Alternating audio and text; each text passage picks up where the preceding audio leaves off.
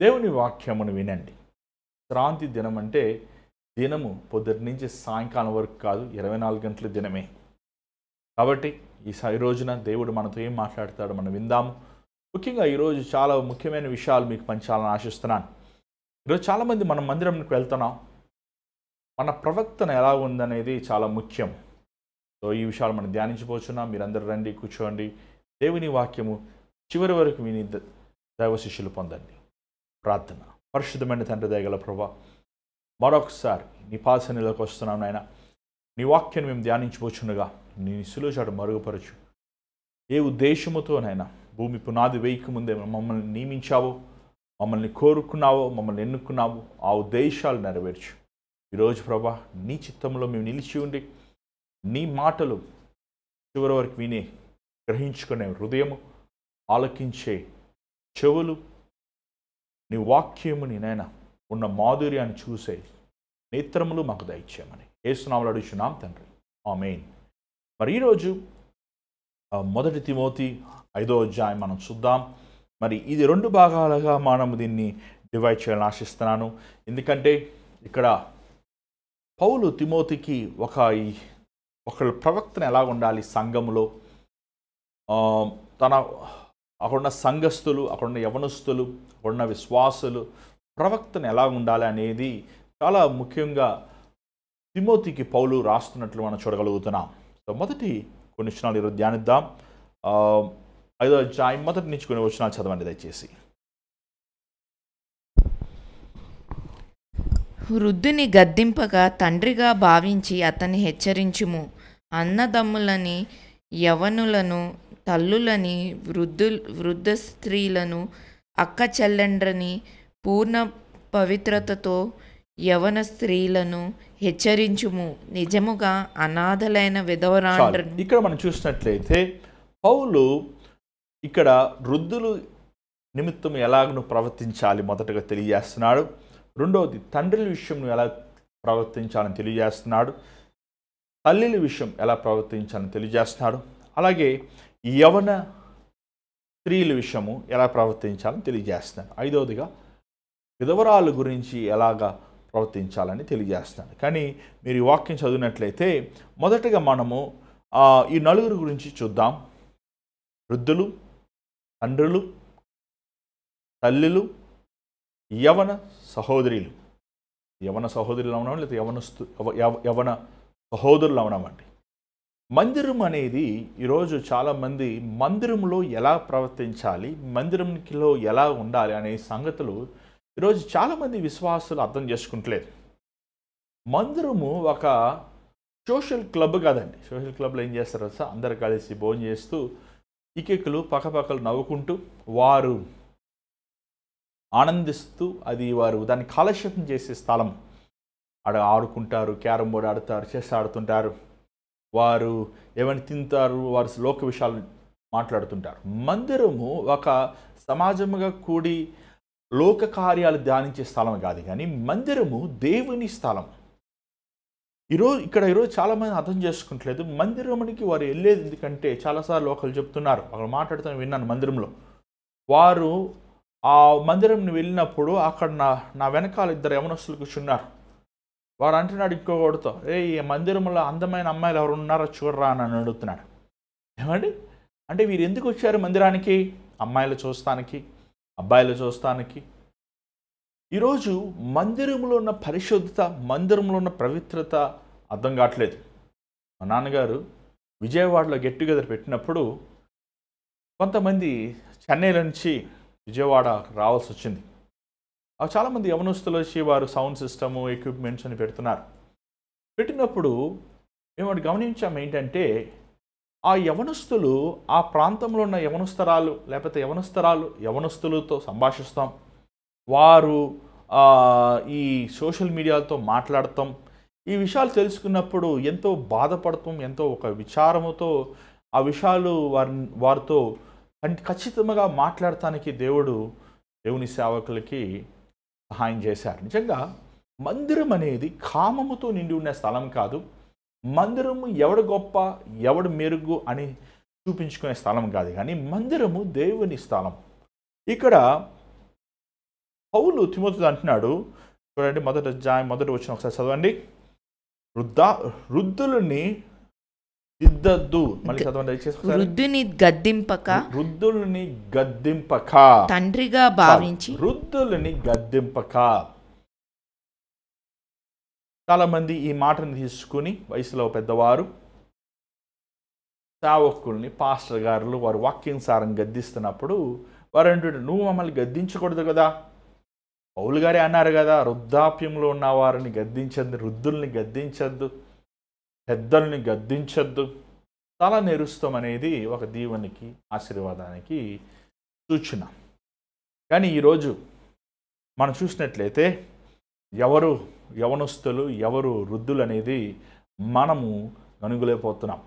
It's not worry about that. ఎందుకంటే ఇది మన దేశంలో కొన్ని సంఘములో ఉన్నవారు దాన్ని తప్పు అంటారు. కానీ మీరు లోకంలో అనేక సంఘాలకు వెళ్ళినప్పుడు వాళ్ళు ఒకరు వ్యక్తిత్వం ఉంటుందండి. చాలామంది నేను గమనించాను, వారు జుట్టు మనకి తెలుపు అవుతుంది, కానీ కొంతమందికి వేరే వేరే విధానంగా ఒక్కొక్కరు మనుషులు వారు ఒక్కొక్క సమాజం బట్టి లేకపోతే వారి జెనెటిక్స్ బట్టి వేరే విధంగా ఉంటాం మనం చూడగలుగుతున్నాం.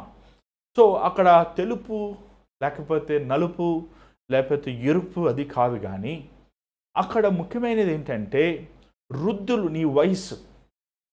సంఘంలో మనం వెళ్ళినప్పుడు అండి మనకంటే పెద్దవారు ఉంటుండారు. వారిని ఏమనుందంటే ఏమండి రెబ్యూక్, తెలుగులో ఏముంది ఆ మాటకి, గద్దించుతా. చూడండి, ఒక సేవకుడు గద్దించాలి. గద్దించకుండా ఎలాగ మందని గొర్రెను సరిచేస్తాడు. కొన్ని పెద్ద గొర్రెలు ఉంటాయి, కొన్ని చిన్న గొర్రెలు ఉంటాయి, కొన్ని యవన గొర్రెలు ఉంటాయి, కొన్ని పిల్ల గొర్రెలు ఉంటాయి. అవి పెద్ద గొర్రెలు మాత్రమున గొర్రె కాపరవుతుందా? కాపరే. ప్రభు మంచి కాపరి. ఏమండి, మేము కూలివారమి. దేవుడు కోరుకుని గొర్రెలకి కాపరిగా చేశాడు. కాపరి పని ఏంటి? అవి పెద్ద గొర్రెలైనా చిన్న గొర్రెలైనా అవి మళ్ళీ అవి తప్పిపోతాము, లేకపోతే యథార్థమైన మార్గం నుంచి అవి మళ్ళించబడతాం మనం చూడగలుగుతున్నాం. దాన్ని సరిచేసి సరిదిద్దాలి. ముఖ్యంగా దిద్దుబాటు, ఏమండి గద్దించుతాము. ఇక్కడ పౌలు చెప్పిన మాట ఏంటంటే, చూడండి, మనం ఇంగ్లీష్ బైబిల్లో మనం చూసినట్లయితే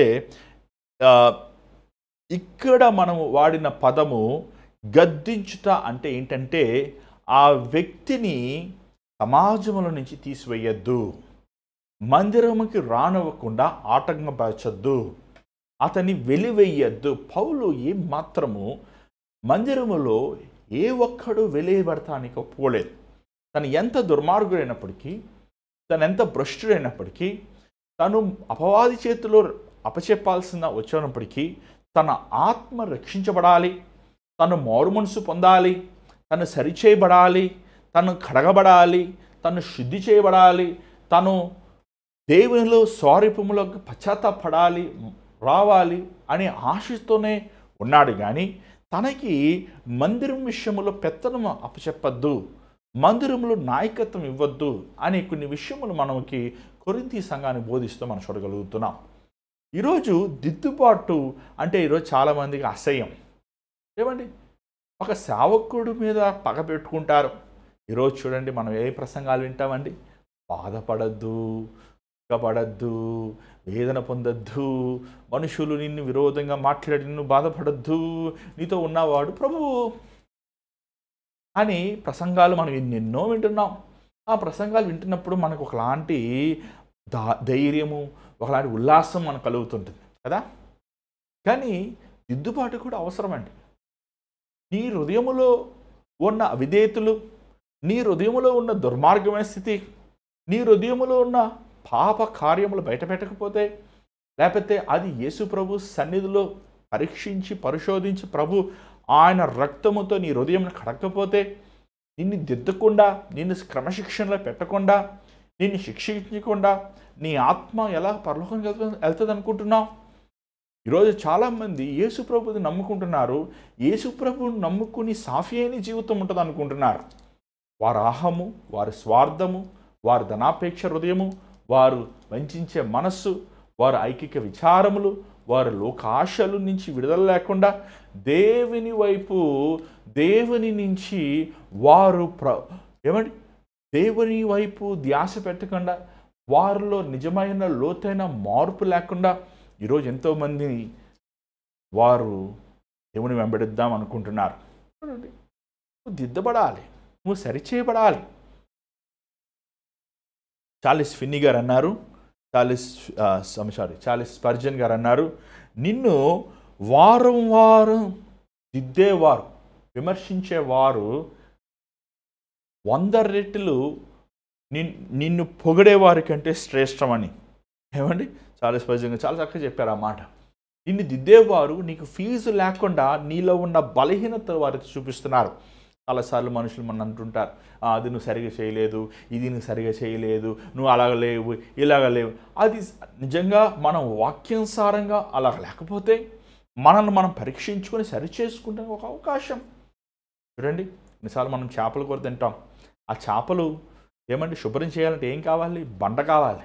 ఆ మనం ఆ బండ మీద చేపను పెట్టి రుద్దినప్పుడు ఏమవుతుందో తెలుసా? దాని మీద పాసంతా వెళ్ళిపోతుంది. అలాగా మనల్ని విమర్శించేవారు, మనల్ని దిద్దేవారు, మనల్ని క్రమశిక్షణలో పెట్టేవారు మనకి మేలు చేసేవారే కానీ హాని చేసేవారు కాదు. చాలాసార్లు చాలామంది అంటుంటారు, మా అత్తగారు నన్ను ఇలా మాట్లాడుతున్నారు, మా భర్త నన్ను ఇలా మాట్లాడుతున్నాడు, నా భార్య నన్ను ఇలాగ అంటుంది, నా సహోదరులు ఇలాగంటున్నారు, నేను ఉద్యోగం చేసే చోట నాతో ఇలా ప్రవర్తిస్తున్నారు. దేవుని చిత్తము లేకుండా, దేవుని ఉద్దేశం లేకుండా నన్ను అడిగితే కుక్క నిన్ను చూసి అరవదండి. కుక్క అరుస్తుందంటే అది దేవుని చిత్తం అన్నమాట. నీ కాలికి ఒక రాయి తగులుతుందంటే అది ఒక దేవుని చిత్తం అన్నమాట. ఒక సేవకుడు నాకు ఏమండి తెలుసు, ఆయన ప్రేయర్ చేసుకుని వెళ్తారు ఒక చోటకి, ఆయన కాలు మీద రాయి తగిలిందంటే ఏం చేస్తాడంటే ఆయన ఆగిపోతాడు. ఆగిపోయి ప్రార్థన చేస్తాడంట. ఏమని? దేవా, నేను వెళ్ళేది నీ చిత్తమా, లేకపోతే నువ్వు నన్ను ఆటంకపరుస్తున్నావా, నేను వెళ్ళేది క్షేమం కాదా అని ప్రార్థన చేసి ముందుకు వెళ్తాడంట. ఏమంటే ఈరోజు చాలాసార్లు మనల్ని విమర్శించేవారిని, మనలో ఉన్న లోపములు బయట పెట్టేవారిని మనం చాలాసార్లు వారి మీద ఈర్ష్య పెట్టుకుంటుంటాం. మనల్ని పొగిడేవారిని, మనమంటే ఇష్టపడేవారిని, మనకు బహుమానాన్ని ఇచ్చేవారిని మనం చాలాసార్లు వారిని చూసి ఆనందిస్తుంటాం. అది దేవుని మనసు కాదే. నీలో నీ స్వార్థమైన హృదయముతో, నీ డంబమైన హృదయముతో, నీ లోకమైన హృదయముతో, నీ హృదయంలో మార్పు లేకుండా నువ్వు ఎలాగ ప్రభుని సేవిస్తావు? ఇక్కడ చూసినట్లయితే లేవికాండం 19వ అధ్యాయం 32వ వచనం ఒకసారి చూడండి.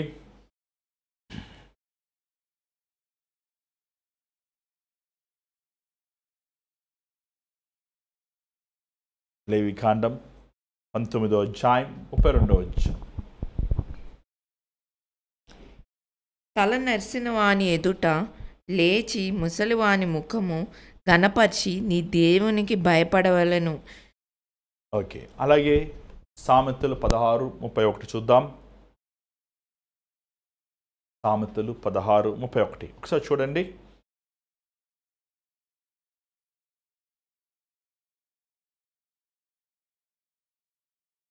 సామెతలు 16:31 చూడండి ఒకసారి, మీ బైబిల్ చూడండి. యా,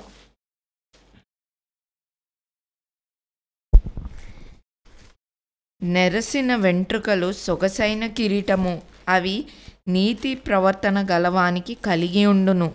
పౌలు ఈ మాటలను ఎత్తిపెట్టుకొని తిమోతికి నువ్వు పెద్దవారిని ఏమండి వారిని నువ్వు గద్దించద్దు అని చెప్తున్నాడు. కానీ మీరు బైబిల్ బాగా చదివినట్లయితే ఆ గ్రీకు భాషలో వాడిన పదం ఏంటంటే వారిని వెలివేయద్దు, పెద్దవారిని వెలేయద్దయ్యా. వారు తప్పు చేసినప్పుడు, వారు పొరపాటు చేసినప్పుడు వారిని వెలేయద్దు, కానీ వారిని సరిదిద్దు. చూడండి, ఇర్మియాను మనం చూస్తున్నాం. ఇర్మియా రాజులకు విరోధముగా, యాజకులకు విరోధముగా, ప్రధాన యాజకులకు విరోధముగా ఆ రోజు దేవుని సేవకులని, ప్రవక్తలని మాట్లాడుతున్న వారి విరోధముగా దేవుని మాటలు తను పలికాడండి. దానికి ప్రతిఫలం ఏమొచ్చింది? దానికి తను కొట్టబడ్డాడు, చెరలో పెట్టబడ్డాడు, తను అవమానించబడ్డాడు, తను నిందించబడ్డాడు, తను దూషించబడ్డాడు. కానీ అంతములో తను రక్షించబడ్డారు, వారు హతం చేయబడ్డారు. ఒక దేవుని సేవకుడుగా నువ్వు సంఘంలో దేవుడిని పెట్టినప్పుడు నువ్వు వాక్యానుసారమైన దిద్దుబాటు మనం చేయాలి. ఈరోజు చాలామంది తిరగబడేవారు చూడండి. తీతులో మనం చూడగలుగుతున్నాం. మన పౌలు అదే మాట తీతులో కూడా చెప్తున్నారు. చూడండి 2వ అధ్యాయము తీతు 2:16 ఒకసారి చూడండి. తీతు 2:16.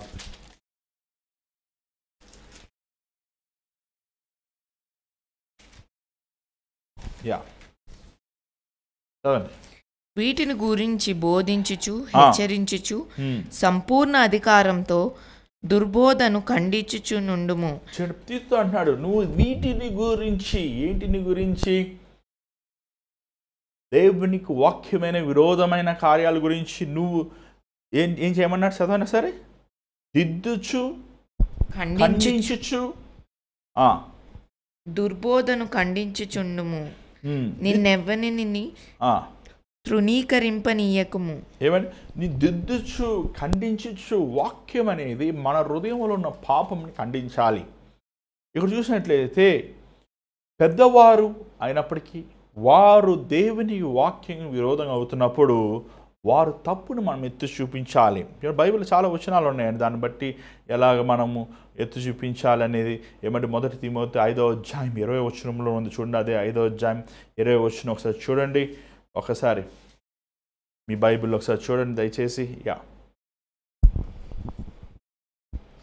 ఇతరులు భయపడు నిమిత్తము పాపము చేయు వారిని అందరి ఎదుట గద్దింపుము. చూడండి, నువ్వు తప్పు అందరికి ఎదుటి చేసినప్పుడు లేదా అందరికి విరోధంగా చేసినప్పుడు నువ్వు అందరి విరోధముగా దిద్దబడాలి.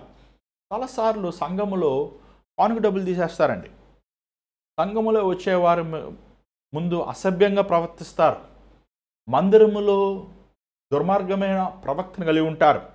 అలాంటి వారు మందిరములోని అందరి ముందు వారు ఏమంటే చేసిన దుర్మార్గ స్థితిని బహిరంగంగా మనం దిద్దాలి. ఎందుకంటే అలా దిద్దడం వలన ఇంకొక వ్యక్తి, ఇంకొక మనిషి సాతాను ద్వారంగా ప్రేరేపించబడకుండా దేవుని భయం అనేది సంఘములు ఉండేలాగా మనము సరిచేయాలి. చాలామంది ఈరోజు పాస్టర్స్ ఎలా ఉన్నారంటే అండి, సేవక కాపర్లు ఏమంటే సంఘములో నాయకులు వారు మొదటగా గొర్రెలకి ఒక శాంపుల్, గుడ్ ఏమంటే ఒక మంచి సాక్ష్యమైన జీవితం లేదు.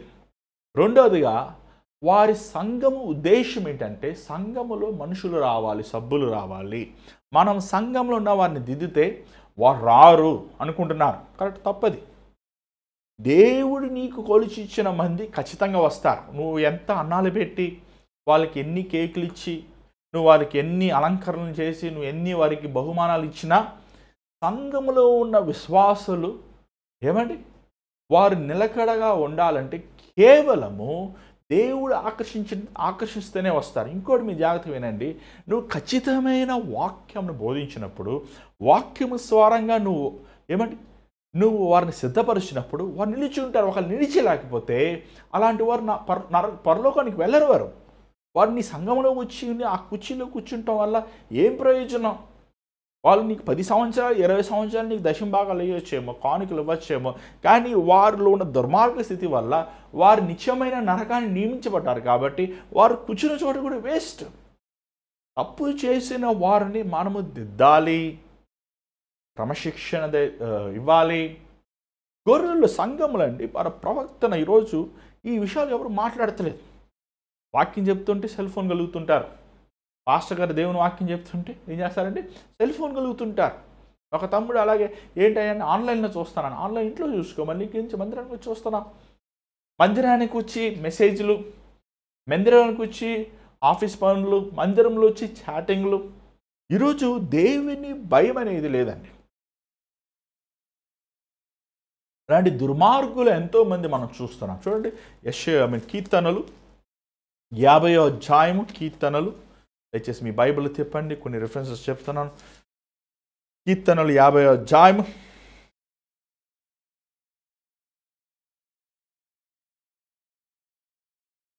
17వ వచనం చదవరా? 16వ వచనం చదవండి. 16వ వచనం చదవండి దయచేసి. భక్తిహీనులతో దేవుడు ఇట్లు సెలవిచ్చుచున్నాడు, నా కట్టడలను వివరించుటకు నీకేమి పని? నా నిబంధన నీ నోట వచించదవేమి? దిద్దుబాటు నీకు అసహ్యం కదా. నీకు అసహ్యం కదా. నీవు నా మాటలను నీవు వెనుకకు త్రోసివేసెదవు. దిద్దుబాటు, దేవుని వాక్యం అసహ్యం కదా. ఎందుకంటున్నావు నువ్వు ప్రసంగం అంటే ఏంటి? నీ పాప జీవితంతో నువ్వు కొనసాగించబడాలి, నువ్వు అభివృద్ధి పొందాలి, నువ్వు ఫలించాలి, నేను ముందుకు వెళ్ళాలని వింటున్నావా? లేకపోతే నీ పాప స్థితి నుంచి నువ్వు విడుదల పొందాలని వింటున్నావా? నీవు చేసిన తప్పును బయటపెట్టి దిద్దినప్పుడు నువ్వు ఎందుకు దాని నిమిత్తం అంత బాధపడతావు? ఒకసారి నాన్నగారి పరిచయాల్లో ఒక అతను అన్నాడు, నాన్నగారు చాలా పక్కన పెట్టుకునేవారు. బుక్ స్టాల్ మీటింగ్ తీసుకెళ్లేవారు, బుక్ స్టాల్ ఇచ్చేవారు, కానుకలు పెట్టి ఖాళీ చేయమనేవారు, డబ్బులు ఎత్తేసేవాడు. చాలా అసలు ఎంత పరిశుద్ధమైన విశ్వాసం అంటే అంత పరిశుద్ధమైన పక్కనే ఉండేవాడు. ఏమండి, దేవుని ఆత్మ ఒకసారి మొత్తింది. అతను మొత్తినప్పుడు అందరూ ముందు ఒప్పుకున్నాడండి, నేను దొంగనండి, నేను దేవుని సేవకులతోనే వెళ్తూ బుక్ స్టాల్లో డబ్బులు కొట్టేసేవాడిని, కానుక పెట్లు డబ్బులు కొట్టేసేవాడిని. ఏమండి, నువ్వు అందరి ముందు చేసావు. నువ్వు రక్షించబడి బాప్తిజం తీసుకుని చేసిన తప్పు దేవుని ఆత్మ నిన్ను గద్దించినప్పుడు, దేవుని సేవకుల ద్వారంగా వాక్యము ద్వారంగా నిన్ను మొత్తినప్పుడు నువ్వు చేసిన తప్పుని బహిరంగంగా ఒప్పుకోవాలి. దిద్దుబాటు నీకు అసహ్యం కదా. ఏమంటే ఈరోజు చాలామంది ఈ మాటలు ఏం చేస్తారంటే చూడండి, అక్కడ ఉండి నా మాటలు నువ్వు వెనక్కి తోసివేస్తావు కదా. వద్దులేండి, ఈ ప్రసంగం బాగాలేదు, ఈ ప్రసంగం బాగాలేదు, ఈ ప్రసంగంలో పరిశుద్ధాత్మ అభిషేకం లేదండి, ఫైర్ లేదు మాకు, ఏంటండి కంఫర్టింగ్ లేదు, ముళ్ళకంపల్లా ఉంది నా ప్రసంగం. ఎందుకు? నీలోని అవిధేయత, నీలోని పాపస్థితి, నీలోని దుర్మార్గ స్థితిని బయట పెడుతున్నప్పుడు నీకు దేవుడు అంత కష్టమైపోయాడా? చూసినట్లయితే పౌలు అంటున్నాడు, మనం శిక్షించినప్పుడు, మనం దిద్దినప్పుడు పెద్దవారు యందు మనము ప్రేమగా మనం వారిని సరిచేయాలి. అలాగే మనం చూసినట్లయితే తండ్రుల్ని చూడండి, అదే మొదటి అధ్యాయం తండ్రుల గురించి ఏం రాయమని చూడండి ఒకసారి.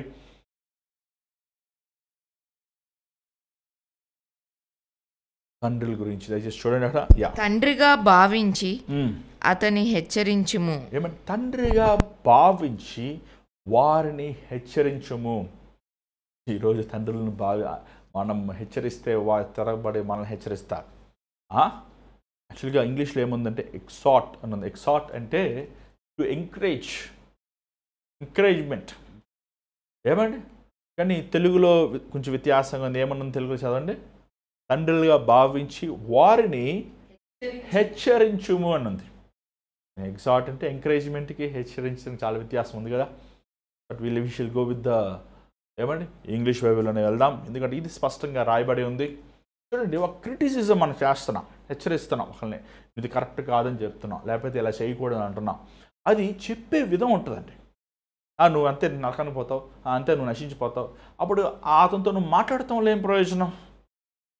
ఏమండి, అయ్యా నాన్న, అయ్యా తండ్రి, నా తండ్రి వయసు మీకు, అయ్యా మీరు తాగొద్దు, మీ ఇంట్లో యవన బిడ్డలు ఉన్నారు, మీరు తాగి వారికి చెడ్డ మాదిరి ఉండొద్దు, దేవుడు మిమ్మల్ని ప్రేమిస్తున్నారండి, మిమ్మల్ని క్షమిస్తాడు, మిమ్మల్ని బాగు చేస్తాడు, మీరు వెళ్ళే మార్గంలో మీ పిల్లలు వెళ్తారు, మీరు ఆలోచించండి, ఒకసారి గమనించండి అని ప్రేమగా వారిని నువ్వు హెచ్చరించినప్పుడు, లేకపోతే వారిని ఏమంటే దేవుడు మీ వ్యసనం నుంచి విడుదల చేస్తాడు, యేసు ప్రభు రక్తము సకల పాపం తుడిచివేయగలను అని వారిని మనం ప్రేమగా వారికి మనము ఏమంటే దేవుని మాటలు మనం హెచ్చరిస్తూ, అదే సమయంలో వారిని రక్షణ పొందుతానికి, మారు మనసు పొందుతానికి, వాళ్ళకున్న వ్యసనముల నుంచి విడుదల పొందుతానికి మనం వారిని ఏమైనా ఎంకరేజ్ చేస్తూ ప్రభు సన్నిధిలో వారు ఇంకొన సమీపంగా ప్రార్థించేలాగా, వారు ఇంకొన ప్రభు సన్నిధిలో దేవుని వాక్యం చదివేలాగా మనం వారిని ప్రేరేపించినప్పుడు ఏమని తండ్రులు ఏమండి, చాలాసార్లు మనము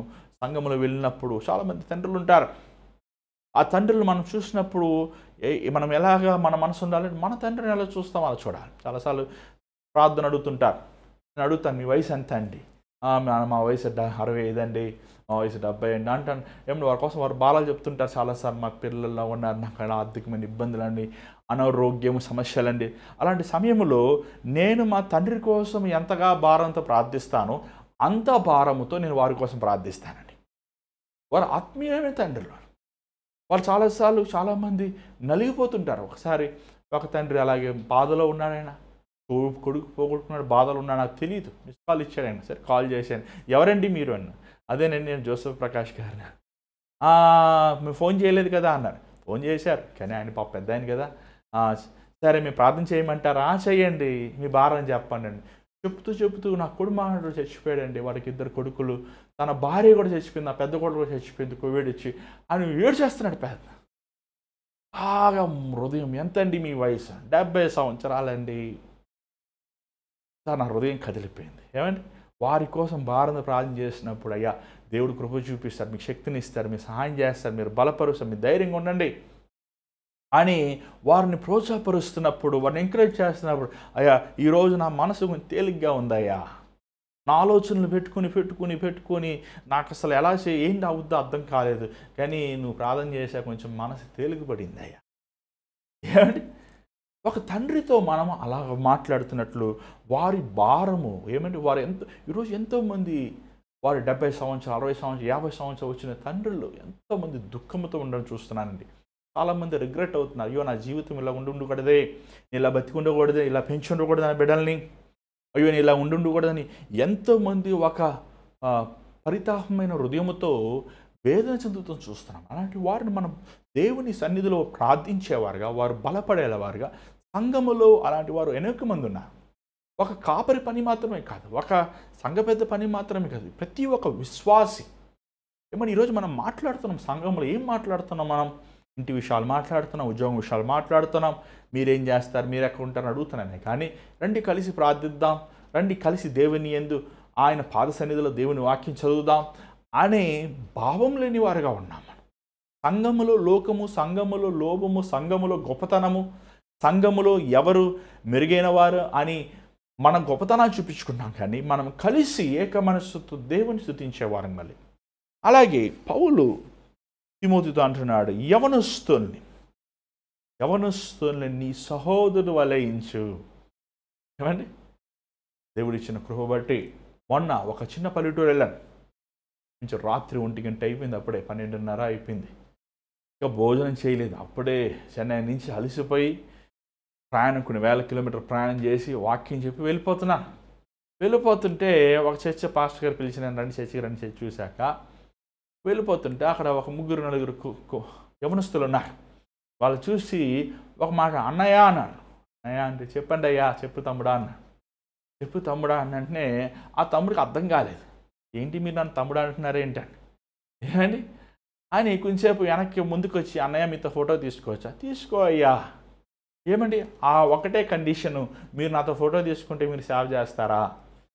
ఏమండి, వారి ముఖంలో ఉన్న ఆనందము. ఏమండి, నేను పెద్ద సెలబ్రిటీని కాదు, నేనేం పెద్ద ఏమీ కాదు, కానీ వారిలో ఉన్న ఆనందం. మన సొంత తమ్ముడు వచ్చి నన్ను ఎప్పుడు నా తమ్ముడు వాళ్ళు ఎప్పుడు నన్ను నాతో ఫోటో తీసుకుంటే అనలేదు. కానీ దేవుని ఇచ్చిన ఆత్మీయమైన సహోదరులు. ఏమండి, ఒక తమ్ముడు అన్నాడు, అన్న నేను ఆటో నడుపుతానన్నా, నేను తాగుడికి వ్యసనాలు బానిస అయిపోయాను, నా కోసం ప్రార్థిస్తావా? నిజంగా నాకు ఎంతో ఆనందం వేసింది. ఎందుకంటే ఆ తమ్ముడు తన హృదయాన్ని చెప్పుకుని తన హృదయంలో ఉన్న భారాన్ని చెప్పుకున్నాడు. ఏమంటే ఈరోజు సంఘములు అలా ఉండాలి. మనకంటే చిన్నవారిని చూసి ఏ కుర్రోళ్ళారు ఇట్రండ్రా, ఏ కుర్రోళ్ళు ఇట్రండ్రా అని అంటాం కాదు. ఏమంటే వాళ్ళు చక్కగా ప్రేమగా పిలవాలి. సంఘములో ఉన్న నాయకులు, సంఘంలో ఉన్న కాపరి, సంఘంలో ఉన్న విశ్వాసులు, రక్షించబడిన వారు దేవుని ప్రేమను చూసిన కూడా చాలాసార్లు మనం యవనస్తులను చూసినప్పుడు వాళ్ళని వారు చాలామంది ఇసుకుంటూ మనం చూస్తున్నాను. అంత మాత్రం కాదు, వారి వేష భాషని కానీ వారి అవతారాన్ని చూసినప్పుడు మేమంతా పరిశుద్ధులు, మేము తెల్లబట్టలు వేసుకుంటాం, చూడు మీరందరూ నల్లబట్టలు వేసుకుంటారు, మీరు నరకానికి వెళ్ళిపోతారు. అది ఈరోజు యవనస్తులు గడ్డాలు మేసాలు పెట్టుకుంటారు.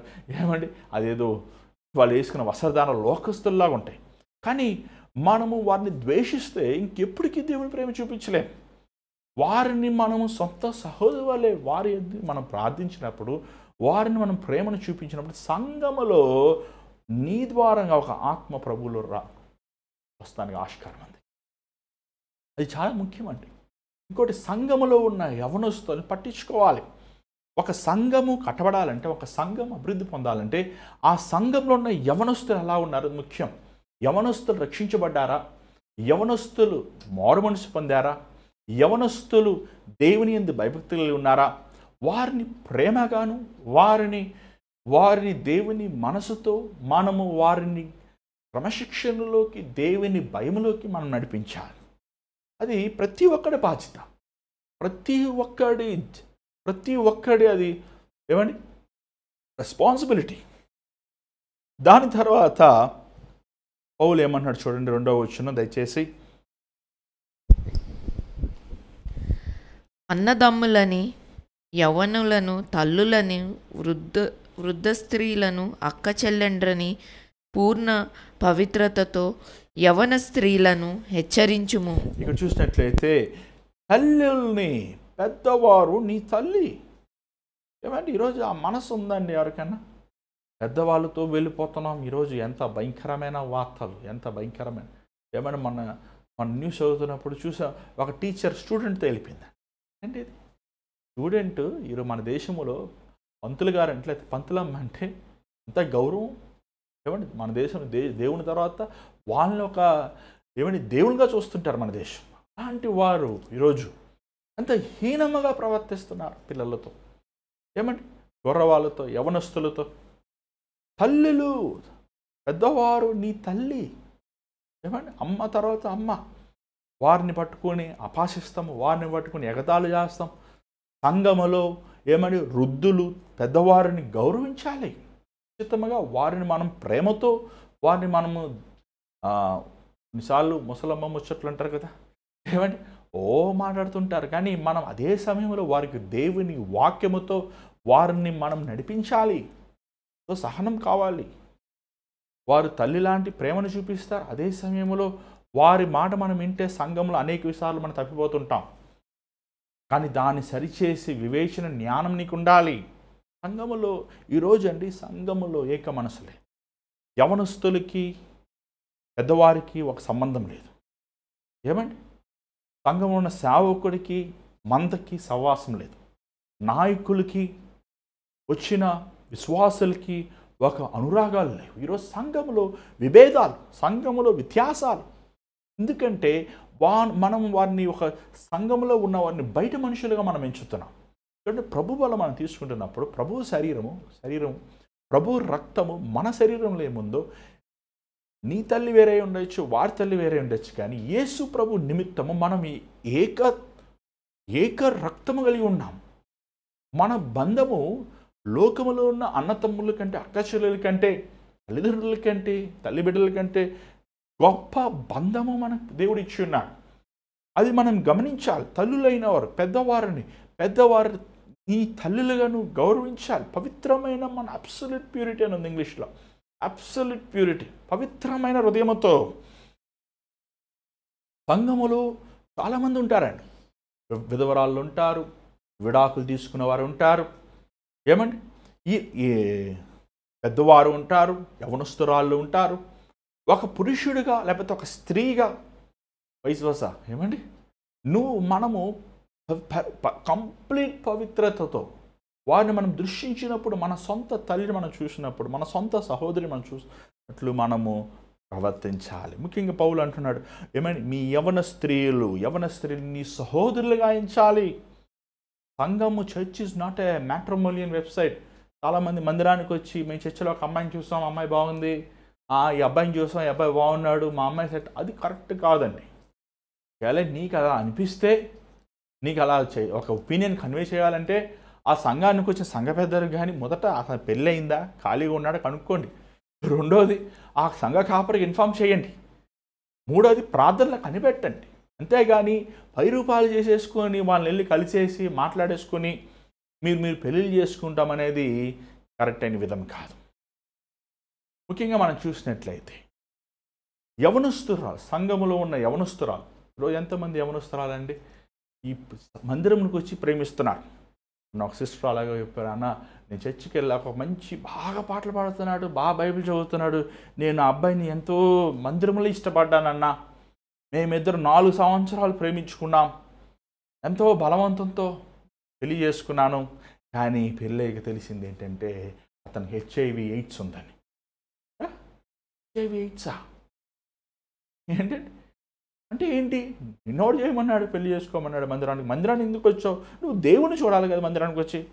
పురుషులైన వారు దేవుణ్ణి చూడండి, స్త్రీలైన వారు దేవుణ్ణి చూడండి. మందిరంకి వచ్చిన పక్కోళ్ళు కాదు చూశారు. ఇంకోటి, మందిరంలో వచ్చే వారందరూ పరిశుద్ధులు కాదు. హాస్పిటల్కి వెళ్ళి వాడు అన్నాడంట, అందరు జబ్బోళ్ళే అన్నారంట. ఏంటంటే హాస్పిటల్కి వెళ్ళి అందరు జబ్బోళ్ళే ఉన్నారు, ఇక్కడ మంచి హాస్పిటల్ కాదని వెళ్ళిపోయాడంట. హాస్పిటల్ అన్నాక జబ్బోలే ఉంటారు, మందిరం అన్నాక ఆత్మీయాన్ని జబ్బోలే ఉంటారు. వాడు పరిపూర్ణ అవుతారు, 2 నిమిషం పరలోక మందిరంలో ఉంటాడు వాడు. అందుకని మందిరంలో పవిత్రత చాలా అవసరం. మనం వేషభాషణ, మన అవతారం, పౌలు ఎన్ని ఒక పిల్లలు రాసినట్టు రాశారండి, అసలు మామూలుగా కాదు. మందిరం ఎలాగ వస్త్రధారణ చేసుకోవాలి, ఎలాగ మనం సంభాషించాలి, ఎలాగ మనం ప్రవర్తించాలి, తిమోతికి ఎంత చక్కగా రాశాడు. ఎందుకు ఏం రాస్తున్నాడంటే, తిమోతిని సంఘం, ఎఫెసీలోని సంఘం కట్టాలి. తిమోతి, ఈ సంఘము క్రీస్తు సిద్ధాంతాల ప్రకారం కాదు. మనుషుడు ఎవరికి ఏది ఇష్టం అది కాదు, కానీ ఒక నియమం ప్రకారం నువ్వు కట్టాలి అనే సంగతిని బయలుపరుస్తున్నాడు. దాని తర్వాత విధవరాల గురించి చెప్తున్నాడు, అది మనం రేపు ధ్యానిద్దాం. సంఘంలో ఇచ్చే విషయాల గురించి చెప్తున్నాడు. సంఘంలో కొన్ని విషయాలు పవిత్రమైనవి మనకి తెలియజేస్తాడు.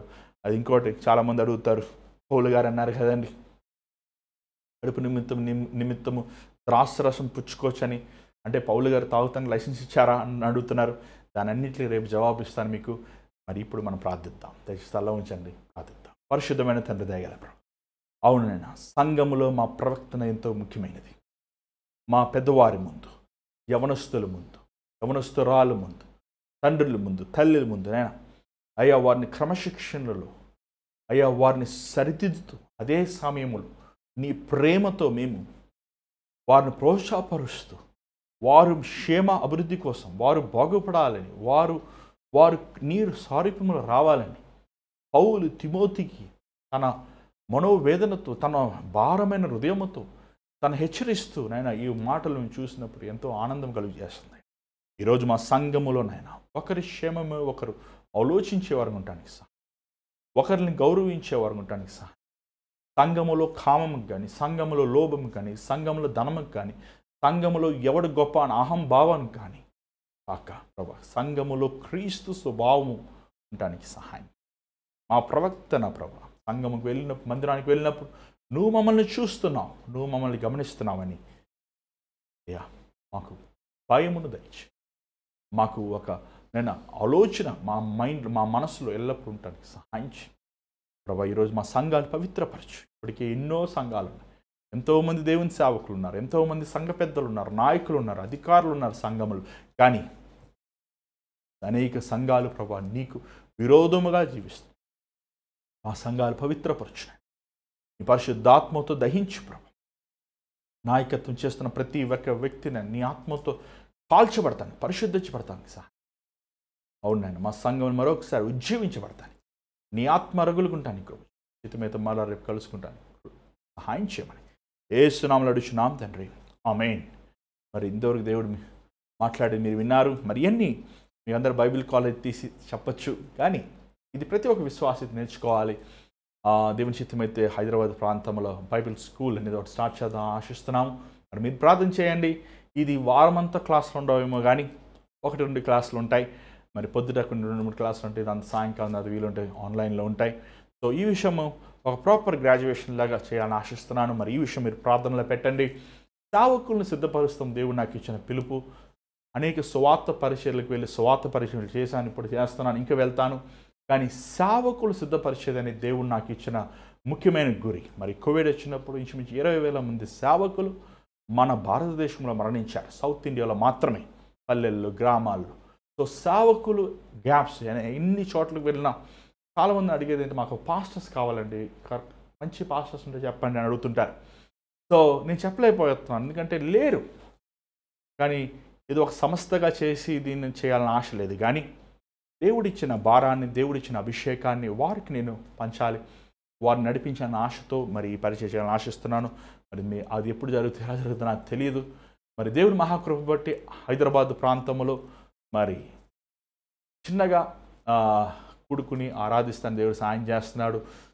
మరి ఇంతవరకు దేవుడి కృప చూపిస్తున్నాడు. మరి వచ్చే రోజుల్లో మేము జూన్ మంత్లో నుంచి దేవుని చిత్తమైతే ప్రేయర్ అండ్ కౌన్సిలింగ్ సెంటర్ హైదరాబాద్లో స్టార్ట్ చేయబోతున్నాం. సాయంకాల సమయంలో లేకపోతే కొన్ని సమయంలో మీరు వచ్చి మీరు కౌన్సిలింగ్ తీసుకుని లేకపోతే మీకు ప్రార్థన చేయించుకోవడానికి లేకపోతే మీకున్న చీకటి శక్తుల నుంచి దురాత్మల నుంచి బలహీనతని విడుదల పొందడానికి ఒక బెతెస్దా కోనేరు వలె ఒక చిన్న స్థలాన్ని దేవుడు మనకి సహాయం చేశాడు. కాబట్టి జూన్లో అది మనం ఇనాగ్రేట్ చేయాలని ఆశిస్తున్నాం. మరి దాని విషయం ప్రేయర్ చేయండి.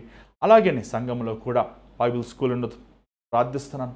మరి మొదటగా కొంతమందికి ఒక 5 మందికి 10 మందికి అనుకుంటున్నాను. మరి ఎన్నింటిలో కూడా దేవుడు కృప చూపించాలా మీరు ప్రార్థన చేయండి.